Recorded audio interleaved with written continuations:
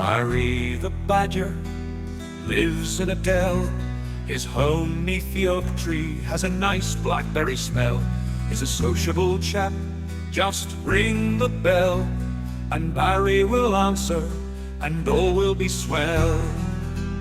So what does Barry do on his day off?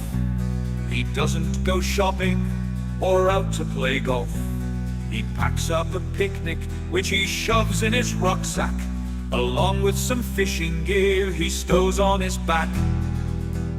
Then it's off through the woodland with fishing rod in his hand, to find a good place by the river where he can comfortably stand. He unfolds his collection of fine fishing tackle and hooks on some worms which wiggle and waggle. He casts out a line deep into the river, and behold, after a minute, the line starts to quiver. Barry leans back and pulls in the line. There's a big fish on the end, at least 6'9". Well, maybe that is a bit of a fisherman's tale, but Barry's quite chuffed, so everything's well. He unhooks the fish and throws him back in, for Barry's a kind chap, so it's a win-win. The river is peaceful, relaxing and slow. He rests as he gazes at the sylvan tableau. After a while, he takes out his picnic. His spot by the river is truly idyllic. He munches and crunches his way through some snacks, then packs all the rubbish back into his rucksack. He goes back to his fishing, but a cold mist is creeping, and into Barry's bones it is insidiously seeping. Then the rain comes down, and the fish pop up. Oh bother, said Barry, just my luck. Barry quickly packs up his things, his rod and his line, and bait in a tin. Then he trudges back home through heavy rain and a gale, and before very long, through a shower of hail. Barry is dripping and now soaking wet. His jumper is sodden as off home he sets, but he's had a lovely day fishing, so therefore has no regrets. At last, his home is in sight. Darkness is falling. He's glad to be back before night. Inside he stokes up his wood-burning fire, and changes his clothes to warmer attire.